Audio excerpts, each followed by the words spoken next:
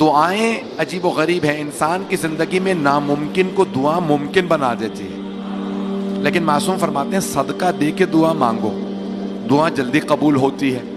اور جب صدقہ آپ دے رہے ہوتے ہیں نا تو وہ صدقہ جو پیسے کی شکل میں یا کسی بھی شکل میں ہو، وہ آپ سے کچھ کہہ کے جاتا ہے۔ سننا چاہیں گے کیا کہتا ہے؟ تو آپ معصوم فرماتے ہیں کہ جب آپ صدقہ نکالتے ہیں نا تو صدقہ کہتا ہے تیرا شکریہ، میں حقیر تھا تو نے عزت دے دی، میں فنا ہونے والا تھا تو نے مجھے بقا دے دی۔ پتہ نہیں لوگ ہیں یا نہیں۔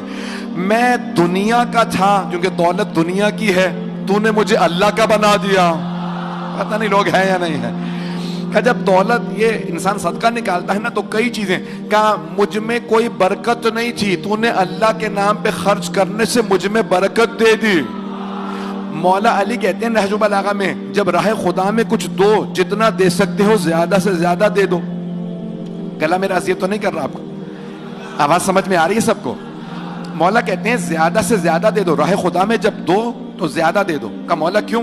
کہا کیونکہ تم جس کسی کو بھی دے رہے ہو وہ دنیا میں لیے پھر رہا ہے تمہارا، آخرت میں تمہیں ملے گا۔ میں سوچ رہا تھا مجھے وضاحت کرنی پڑے گی۔ بھئی آپ لوگوں کا حسن سماعت بہت بلند ہے، تو مجھے کئی شہروں سے لوگ کہتے ہیں مولانا کئی مرتبہ ہمیں جملہ سوچنا پڑتا ہے، کراچی والے جملہ مکمل ہونے سے پہلے پہنچ جاتے ہیں۔ اب میں ایک جملے اس کی تھوڑی سی وضاحت کر دوں۔ دو افراد سفر میں ہیں، مثال کے طور پہ ہوائی جہاز کا سفر ہے، کراچی سے اسلام آباد جا رہے ہیں، تو ایک صاحب کہتے ہیں مولانا جتنا سامان دینا چاہے مجھے دے دیجئے، اسلام آباد پہنچ کے آپ کو واپس کر دوں گا۔ اب انسان کوشش کرے گا زیادہ سے زیادہ سامان اسے پکڑا دے، نہ مجھے سامان اٹھانا پڑے گا، نہ یہ ساری زحمتیں اسلام آباد پہنچ کے مجھے ہی سامان مل جائے گا۔ مولا فرما رہے ہیں جو راہ خدا میں دیتے ہو وہ ختم نہیں ہوتا، تمہارا ہی رہتا ہے۔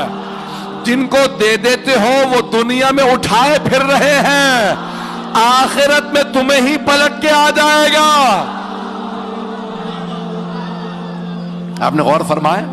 تو اسی لیے کہا جاتا ہے کہ جب بھی مانگو تو راہ خدا میں کچھ دو۔ کچھ لوگ دیکھ نہیں پا رہے ہیں اس لیے بے شک پیچھے کر اس طرح سے کریں، میری طرف آئے نظر آ رہا؟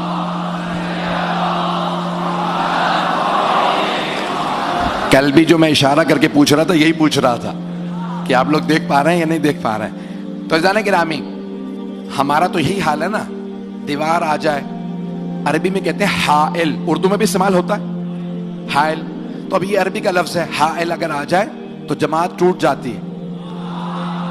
حائل ہونا، مردوں کی جماعت ٹوٹ جاتی ہے، خواتین کا پھر بھی اتصال ہو جاتا، تو حائل نہیں ہونا چاہیے۔ ہم حائل کے پار نہیں دیکھ پاتے، یہ دیوار حائل ہے، مجھے دیوار کے پیچھے کا کچھ نہیں پتا، خود بتا رہا ہوں، پتہ نہیں لوگ ہیں یا نہیں۔ ہم حائل کے پیچھے نہیں دیکھ پاتے، کہیں پہ بھی کوئی چیز حائل آ جائے، حتیٰ دیوار نہ ہو، پردہ ہو، حائل کے پیچھے نظر نہیں آتا۔ حائل کوئی بھی چیز ہو سکتی ہے۔ ہم ایسوں کو امام نہیں مانتے جنہیں حائل کے پیچھے نظر نہ آئے۔ بہت پیارے انداز سے سن رہا ہے۔ ایک اور جملہ، نام نہ کہلوائیے گا، خدا را پہنچ جائیے گا۔ ایک جملہ پیش کر رہا ہوں آپ کی محبتوں کی نظر۔ ہم ایسوں کو امام نہیں مانتے جنہیں چاولوں کے نیچے بوٹی نظر نہ آئے۔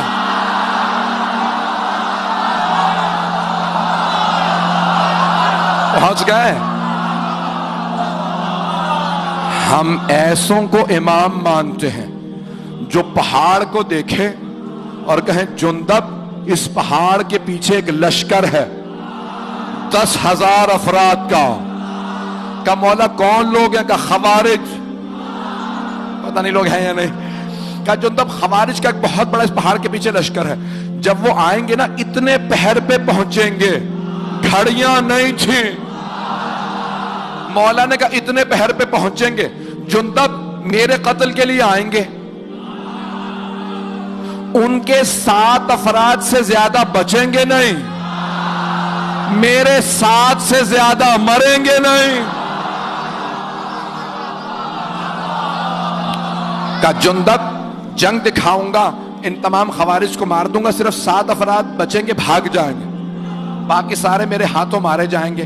تو جناب امیر صحرا میں بیٹھے ہیں, لشکر سارا خیموں کے اندر ہے, جناب جندب پاس میں بیٹھے ہیں, دیکھتے ہیں زمین پہ چیونٹیاں ہیں.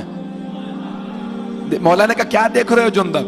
کہا مولا یہ دیکھ رہا تھا کتنی کثیر تعداد میں چیونٹیاں, اور یہ سوچ رہا تھا کوئی ہے جو ان چیونٹیوں کی تعداد جانتا ہو؟ نہیں ہے.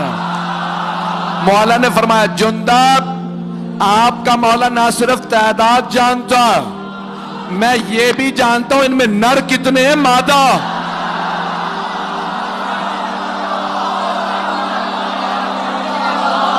غور فرما رہے ہیں. تو عزیزان گرامی, واسطہ کسی ایسے کا دیں دعا میں کہ جس کے وسیلے سے, جس کے صدقے میں دعا قبول ہو جائے. اگر پڑھوں تو سننا چاہیں گے نا؟ تو عزیزان گرامی, اب جناب امیر نے کہا کس طرح سے مانگو, اور مانگنے کا مولا نے انداز بتایا. ایک آدمی خانہ کعبہ کا غلاف پکڑ کے کہہ رہا تھا پروردگارا میرے گناہ اتنے بڑے ہیں تو معاف نہیں کر سکتا.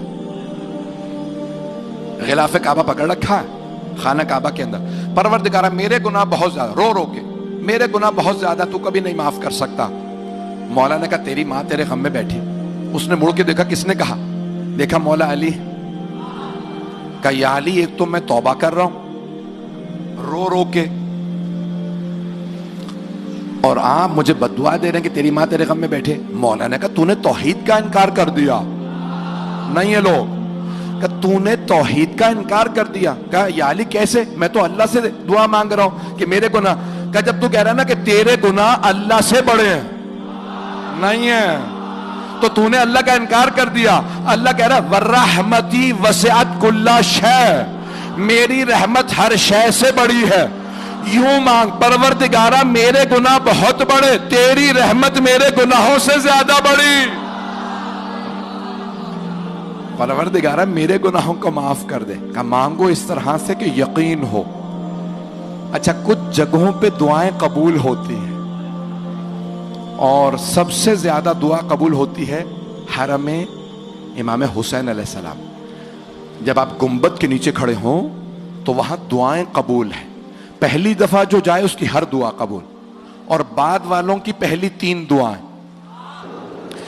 ہر جگہ پہ ایک دعا کی ضمانت ہے, لیکن حرم سید الشہداء میں 3 دعاؤں کی ضمانت ہے. جو مانگو گے عطا ہوگا. تو حرم سید الشہداء میں دعا قبول ہوتی ہے. اور اگر کوئی نہ جا سکے, توجہ ہے, کسی نے چھٹے امام سے پوچھا کہ مولا میں نہیں جا سکتا, تو مولا نے کہا تو کیا ہوا, کربلا کا رخ کرو. توجہ, کہاں وضو کرو, زیارت امام حسین پڑھو اور مانگو. کہ مولا حسین کوئی دور ہو یا نزدیک, سب کو دیکھتے بھی ہیں جانتے بھی ہیں. اب کامل الزیارات میں ابن قولوہ نے زیارت کی, یہ جملہ نقل کیا چھٹے امام کا. فرمایا مولا حسین اپنے ہر زائر کو اس کے نام سے حسب نسب سے پہچانتے ہیں. نہیں پہنچا سکا. ہر زائر کو, ہزاروں لاکھوں بلکہ کروڑوں زائرین آ رہے ہیں, مولا حسین ہر زائر کو, ہر عزادار کو نام سے, حسب نسب سے, شجرے سے پہچانتے ہیں یہ کون ہے. کسی پہ صرف ایک نظر پڑتی ہے, کسی پہ مولا کی نظر ٹک جاتی ہے. تو کہا مولا نظر کس پہ رکتی ہے؟ اگر سنتے رہیے گا, مکمل کر دوں یا تاخیر تو نہیں ہو گئی زیادہ؟ اگر آپ کہیں تو میں یہیں پہ پڑھوں یا